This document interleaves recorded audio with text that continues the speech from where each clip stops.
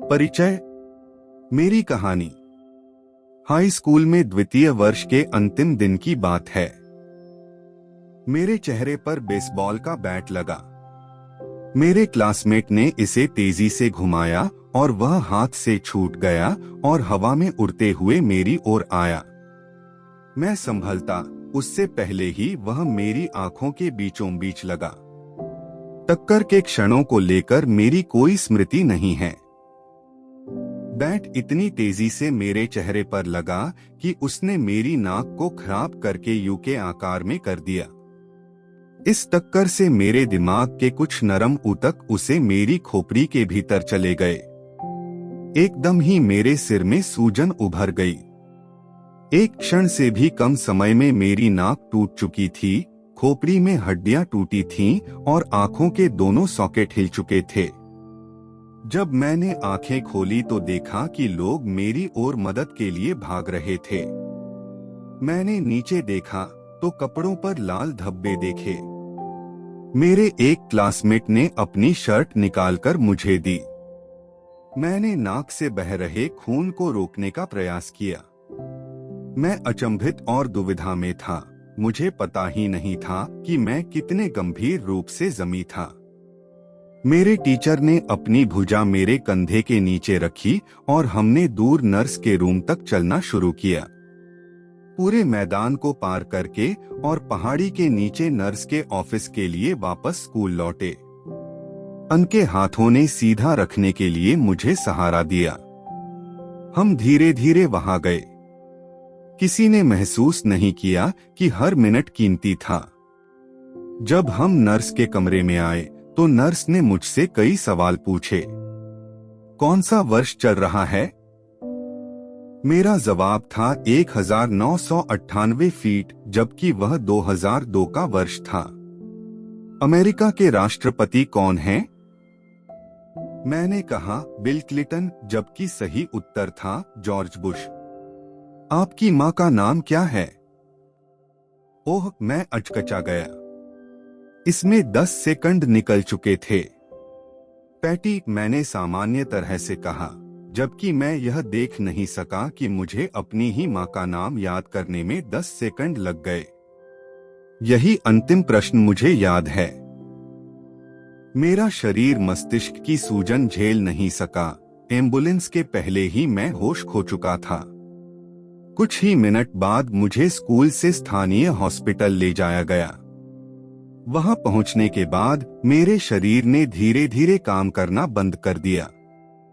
मुझे निगलने एवं सांस लेने में परेशानी होने लगी। कुछ ही देर में सांस बंद हो गई। डॉक्टरों ने तेजी से मुझे ऑक्सीजन दी। उन लोगों ने यह भी फैसला लिया कि स्थानीय हॉस्पिटल मेरे मामले को देखने के लिए सुसज्जित नहीं है और उन्होंने हेलीकॉप्टर बुलाकर मुझे सिनसिनाटी के बड़े हॉस्पिटल में ले जाने का आदेश दिया। मुझे आपातकालीन कक्ष के दरवाजों से निकालकर हेलीपैड की ओर ले जाया गया। एक नर्स ने मुझे आगे की ओर धकेला तो स्ट्रेचर उबड़-खाबड़ रास्ते पर हिलता डुलता हुआ चलता रहा। दूसरी नर्स ने हाथ से मेरी सांस को पंप किया। मेरी मम्मी कुछ देर पहले ही हॉस्पिटल में आई थीं और हेलीकॉप्टर में मेरे पास आ गईं। मैं बेहोश था और खुद सांस नहीं ले पा रहा था। उन्होंने ही उड़ान में मेरा हाथ थामे रखा। मेरी मम्मी ही मुझे हेलीकॉप्टर में ले गई। मेरे पापा घर गए और उन्होंने मेरे भाई बहन को यह जानकारी दी। वे जब मेरी बहन को बताने लगे तब उनके आंसू निकल पड़े कि वे उस रात मेरी बहन की कक्षा 8 की ग्रेजुएशन सेरेमनी से वंचित रह जाएंगे। मेरे भाई बहन को परिजन और मित्रों के यहाँ छोड़ने के बाद वे सिनसिनाटी में मेरी मम्मी के पास आ गए। जब मैं और मेरी मम्मी हॉस्पिटल की छत पर हेलीकॉप्टर से उतरे तो 20 डॉक्टर और नर्स दौड़ते हुए हेलीपैड पर आए और मुझे भीतर ले गए।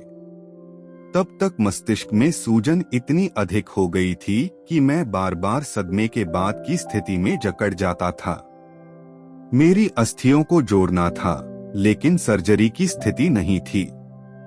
मुझे तीसरे दिन एक और बार जकड़न की शिकायत के चलते चिकित्सकीय परीक्षण के लिए कोमा में लाते हुए वेंटिलेटर पर रख दिया गया।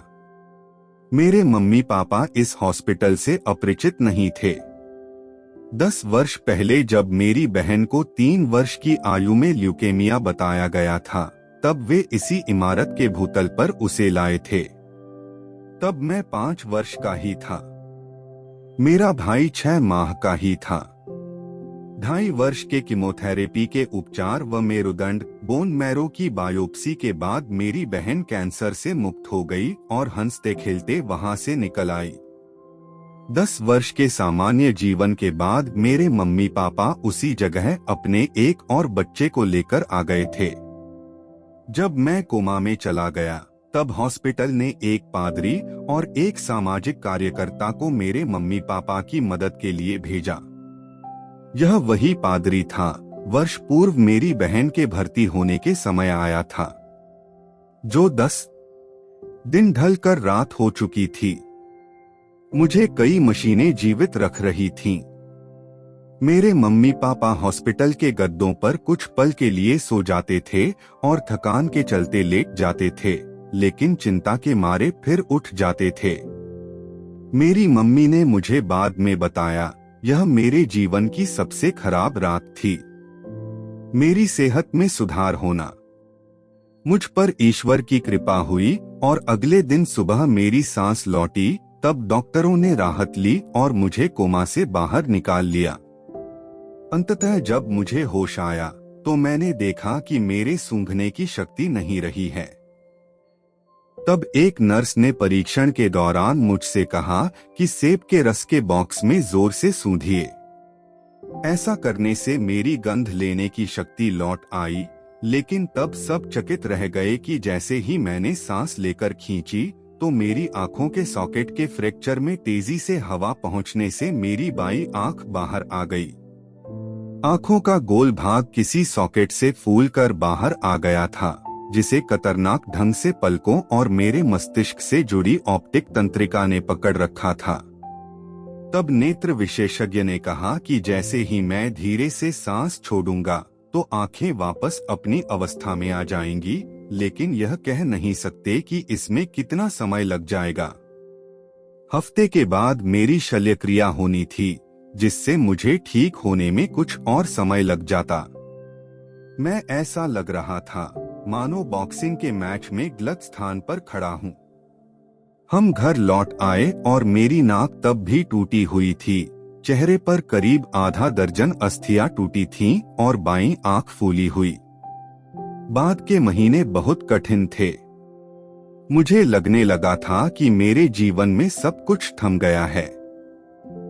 हफ्तों तक मुझे सब कुछ दो दिखाई देता था। मैं सीधे नहीं देख पाता था।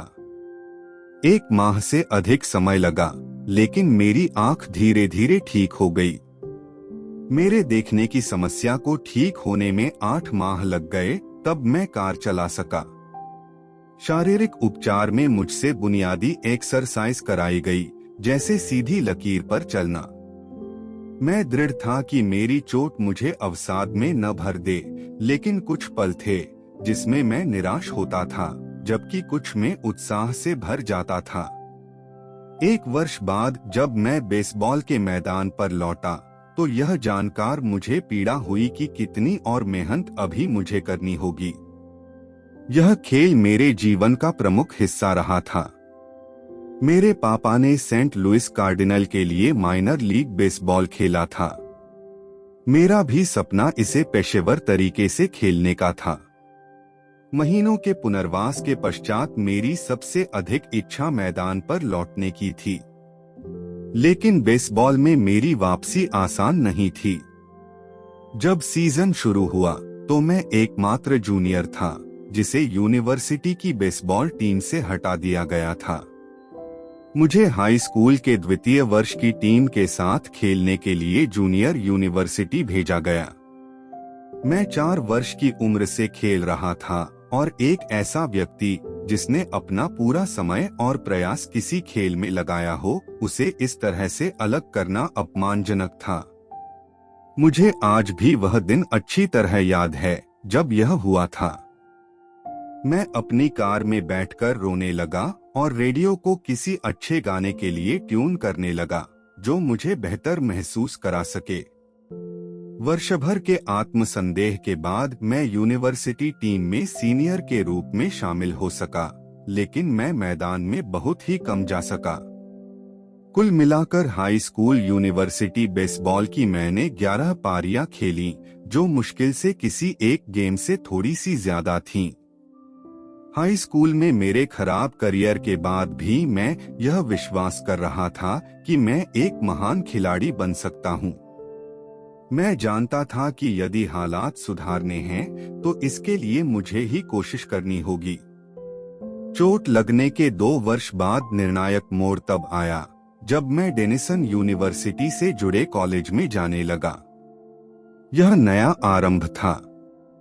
यही वह स्थान था जहां मैंने पहली बार समझा कि छोटी आदतों में कितना विस्मयकारी सामर्थ्य रहता है। आदतों के बारे में मैंने कैसे सीखा। डेनिसन यूनिवर्सिटी जाना मेरे जीवन का सर्वोत्तम फैसला था। मुझे बेसबॉल टीम में स्थान मिला। हालांकि मैं सबसे नीचे रोस्टर में फ्रेशमैन के रूप में था, तो भी रोमांचित था। हाई स्कूल के मेरे वर्षों में उथल-पुथल के बावजूद मैं कॉलेज में एथलीट बन गया था। बेसबॉल टीम में मेरी जल्द शुरुआत होने वाली नहीं थी, तो मैंने जीवन को व्यवस्थित करने पर ध्यान देना शुरू कर दिया। मेरे मित्र देर रात तक जगते थे और वीडियो गेम्स खेलते थे। मैंने रात को जल्द सोने की आदत बना ली। कॉलेज छात्रावास की अस्त-व्यस्त दुनिया में मैं अपने कमरे को साफ सुथरा और व्यवस्थित रखता था। ये छोटे सुधार थे, लेकिन इन्होंने मुझे अपने जीवन पर नियंत्रण रखना सिखा दिया। मैं दोबारा आत्मविश्वास का अनुभव करने लगा। यह बढ़ता आत्मविश्वास मेरी क्लास में भी दिखा। मेरे अध्ययन की आदतें सुधर गई और फर्स्ट ईयर में मुझे लगातार ए ग्रेड्स मिली। आदत एक दिनचर्या या व्यवहार है जो नियमित रूप से प्रदर्शित होती है। ज्यादातर मामलों में यह स्वतः ही हो जाता है। जैसे जैसे मैं हर सेमेस्टर पास करता गया, वैसे वैसे मैं छोटी छोटी आदतों को निरंतर जोड़ता गया। ये आदतें अंततः मुझे ऐसे परिणामों की ओर ले गईं, जो उस समय अकल्पनीय थे जब मैंने शुरुआत थी। उदाहरण के लिए, जीवन में पहली बार मैंने हर हफ्ते कई दफा लाइट वेट लिफ्टिंग करने को अपनी आदत में शामिल कर लिया। बाद के वर्षों में यह सिलसिला जारी रहा। इस दौरान मेरी 6 फीट 4 इंच की काया 170 पाउंड 77 किलोग्राम से बढ़कर 200 पाउंड 91 किलोग्राम की हो गई। जब द्वितीय वर्ष के सत्र की शुरुआत हुई तो मुझे एक भूमिका पिचिंग स्टाफ बेसबॉल में मिल गई। जूनियर रहते हुए मैं टीम कैप्टन चुना गया और सीजन पूरा होने पर मैं ऑल कॉन्फ्रेंस टीम के लिए चुना गया। लेकिन मेरे सीनियर सीजन खत्म होने तक मेरे सोने, अध्ययन और स्ट्रेंथ ट्रेनिंग की आदतों ने वास्तव में सकारात्मक परिणाम देना शुरू कर दिया था। जब मुझे हेलीकॉप्टर में हॉस्पिटल ले जाया गया था और कोमा में रखा गया था, उस घटना के 6 वर्ष बाद मुझे डेनिसन यूनिवर्सिटी में शीर्ष पुरुष एथलीट चुना गया और मेरा नाम ESPN academic all America team में था। पूरे देश में यह सम्मान मात्र 33 खिलाड़ियों को दिया गया था। जब तक मैं ग्रेजुएट हुआ, तब तक मेरा नाम स्कूल की रिकॉर्ड बुक्स में 8 श्रेणियों में दर्ज किया जा चुका था। इसी वर्ष मुझे यूनिवर्सिटी का सर्वोच्च एकेडमिक सम्मान प्रेसिडेंट मेडल भी मिला। सुनने में यदि यह आपको डींगे मारने जैसा लगता है, तो मुझे उम्मीद है कि आप मुझे माफ कर देंगे। सच कहूँ तो मेरे खेल करियर में ऐसा कुछ उल्लेखनीय या ऐतिहासिक नहीं था। पेशेवर खिलाड़ी के रूप में मैं खेल नहीं पाया। हालांकि उन वर्षों को मैं पीछे मुड़कर देखता हूँ तो लगता है कि मैंने कुछ ऐसा अर्जित कर लिया था जो दुर्लभ था। मैंने अपनी क्षमता को पूर्ण रूप से विकसित कर लिया और मैं मानता हूँ कि इस पुस्तक में जो विचार हैं वे क्षमताओं को पूर्ण विकसित करने में 256 आपकी मदद भी करेंगे। हम सभी जीवन में चुनौतियों का सामना करते हैं। चोट लगना मेरे जीवन की चुनौतियों में से एक था, लेकिन उसके अनुभव ने मुझे एक अहम पाठ सिखा दिया। पहले जो बदलाव छोटे और कम महत्व के लगते हैं, उन्हें वर्षों करते रहने पर वे जुड़कर उल्लेखनीय परिणाम देते हैं। हम सभी नुकसान झेलते हैं, लेकिन लंबी अवधि में हमारे जीवन की गुणवत्ता अक्सर हमारी आदतों की गुणवत्ता पर निर्भर करती है। उन्हीं आदतों से आप वही परिणाम प्राप्त करते हैं, लेकिन बेहतर आदतों से कुछ भी संभव है। हो सकता है कि कुछ लोग रातों रात आश्चर्यजनक सफलता पा लेते हों। मैं उनमें से किसी को नहीं जानता, मैं भी उनमें से नहीं हूं। कोमा से लेकर एकेडमिक ऑल अमेरिकन तक मेरी यात्रा में एक ही नहीं, अनेक अहम क्षण थे। विकास बहुत धीरे धीरे हुआ, छोटी छोटी जीतों और छोटी छोटी महत्वपूर्ण बातों का सिलसिला चला। मैंने प्रगति का एक ही मार्ग अपनाया, और वह था छोटे से शुरू करना। कुछ वर्ष बाद जब मैंने अपना स्वयं का कारोबार शुरू किया, तब वह इसके बाद और इस पुस्तक के लेखन में भी मैंने यही रणनीति अपनाई। कैसे और क्यों मैंने यह पुस्तक लिखी? मैंने अपने आलेख नवंबर 2012 में jamesclear.com पर लिखना आरंभ किए। कई वर्षों तक मैंने अपने व्यक्तिगत प्रयोग के नोट्स बनाकर रखने की आदत बनाए रखी थी, और अब अंततः मैं उन्हें सार्वजनिक रूप से साझा करने को तैयार था। हर सोमवार और गुरुवार को मैं नया आलेख लिखता था। कुछ ही महीनों में लिखने की यह आसान आदत मुझे मेरे पहले 1000 ईमेल सब्सक्राइबर्स दे गई, और 2013 के अंत तक यह संख्या 30,000 से ज्यादा हो चुकी थी। मेरी ईमेल लिस्ट 2014 में 1 लाख सब्सक्राइबर्स से ज्यादा की हो गई। इंटरनेट पर यह सबसे तेजी से बढ़ने वाले न्यूज़लेटरों की सूची में शुमार हो गया। 2 वर्ष पूर्व जब मैंने लिखना शुरू किया था, तब मुझे पाखंडी जैसा अनुभव हो रहा था, लेकिन अब मैं आदतों का विशेषज्ञ बनता जा रहा था। यह एक नया तमगा था जो मुझे उत्साहित कर रहा था, लेकिन साथ ही मैं असहज भी अनुभव कर रहा था। मैंने कभी खुद को इस विषय का महारथी नहीं माना, बल्कि ऐसा व्यक्ति माना जो अपने पाठकों के साथ साथ ही प्रयोग कर रहा है। मेरे सब्सक्राइबर जब 2015 में 2 लाख तक पहुंच गए, तो मैंने पेंगुइन रैंडम हाउस से उस पुस्तक को लिखने का करार किया जो आप पढ़ रहे हैं। जैसे ही मेरे पाठक बढ़ गए, वैसे ही मेरे कारोबार के अवसर भी बढ़ गए। मुझे शीर्ष कंपनियों में आदत बनने के विज्ञान, व्यवहार में बदलाव और सतत सुधार के बारे में बोलने के लिए खूब बुलाया जाने लगा। अमेरिका और यूरोप में कई सम्मेलनों में मैंने मुख्य वक्ता के तौर पर भाषण दिए। 2016 से मेरे आलेख बड़े प्रकाशनों जैसे टाइम, एंटरप्रेन्योर और फोर्ब्स में नियमित रूप से आने लगे। आश्चर्यजनक रूप से उस वर्ष मेरे लेख 80 लाख लोगों ने पढ़े। मेरे कार्यों के बारे में NFL, NBA और MLB की टीमों के कोच पढ़ने लगे और अपनी अपनी टीमों के साथ इसे बांटने लगे। 2017 के प्रारंभ में मैंने हैबिट्स एकेडमी को शुरू किया। यह उन संगठनों और लोगों के लिए प्रशिक्षण का प्रमुख मंच बन गई जो बेहतर आदतें बनाने में रुचि रखते थे। फॉर्चून 500 कंपनियां और तेजी से बढ़ रहे स्टार्टअप्स ने अपने अधिकारियों और स्टाफ को ट्रेनिंग के लिए यहां भेजना शुरू किया। कुल 10,000 लीडरों, मैनेजरों, कोचों और शिक्षकों ने हैबिट्स एकेडमी से ग्रेजुएशन किया। उनके साथ मेरे कार्य अनुभवों ने भी मुझे अविश्वसनीय रूप से यह सिखा दिया कि वास्तविक दुनिया में आदतें काम करें, इसके लिए किन किन बातों की जरूरत होती है। जब यह पुस्तक 2018 में खत्म होने को आई, तो jamesclear.com पर हर माह लाखों की तादाद में विजिटर्स आ रहे थे और लगभग 500,000 मेरे साप्ताहिक ईमेल न्यूज़लेटर को सब्सक्राइब कर चुके थे। यह संख्या मेरी उम्मीद से कहीं ज्यादा थी। जब मैंने यह शुरू किया था तो मुझे पता भी नहीं था कि ऐसा संभव है। यह पुस्तक आपको कैसे फायदा देगी? उद्यमी और निवेशक नवल रविकांत ने कहा है, कोई महान पुस्तक लिखने से पहले आपकी खुद पुस्तक बनना पड़ता है।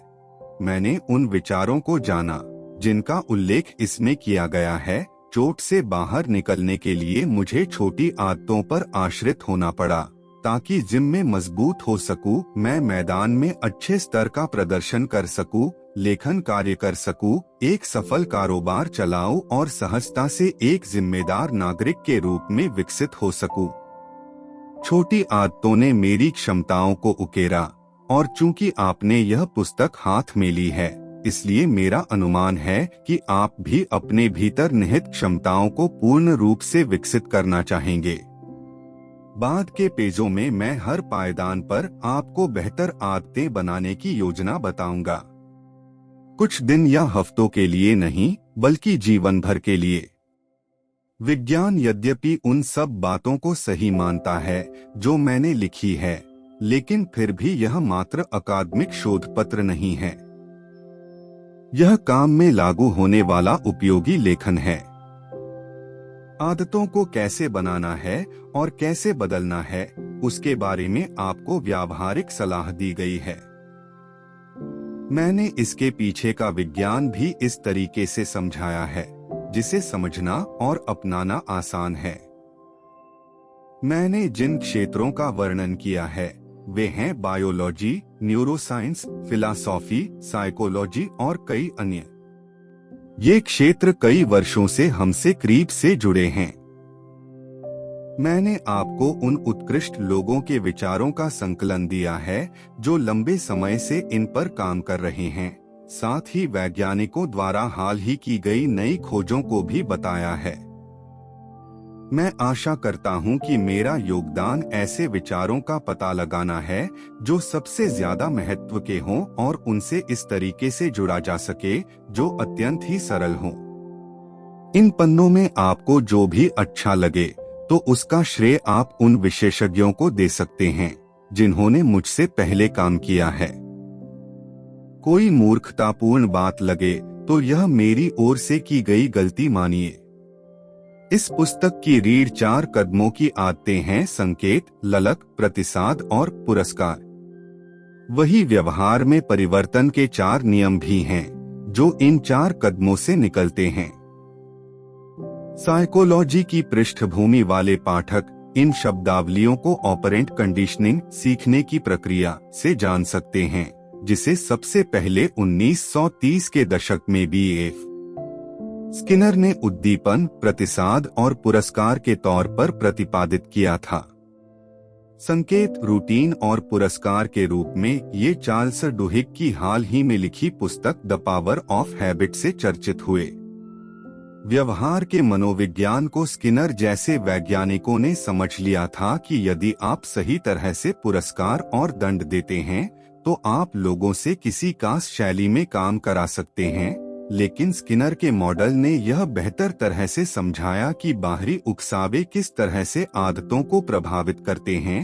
हालांकि इसमें यह अच्छा विवरण नहीं था कि किस तरह से हमारे विचार, आभास और मान्यताएं हमारे व्यवहार को प्रभावित करती हैं। भीतर की अवस्थाएं जैसे हमारा मूड और भावनाएं अहम हैं। हाल के दशकों में वैज्ञानिकों ने हमारे विचार, आभास और व्यवहार के बीच संबंध को तय करना आरंभ किया है। यह शोध भी इन पेजों में शामिल कर लिया जाएगा। मैं जो ढांचा कुल मिलाकर पेश कर रहा हूं, वह संज्ञानात्मक और व्यवहारवादी मनोविज्ञान का एकीकृत मॉडल है। मैं मानता हूं कि यह मानवीय व्यवहार के पहले मॉडलों में से एक है जो सटीक तरीके से बाहरी उकसावे और आंतरिक भावनाओं की हमारी आदतों पर पड़ने वाले प्रभाव को बताता है। जहां कुछ भाषा आप समझते होंगे, वहीं मुझे विश्वास है कि आपको व्यवहार परिवर्तन के 4 नियमों का वर्णन और उनके अनुप्रयोगों से आदतों के बारे में सोचने का नया मार्ग मिलेगा।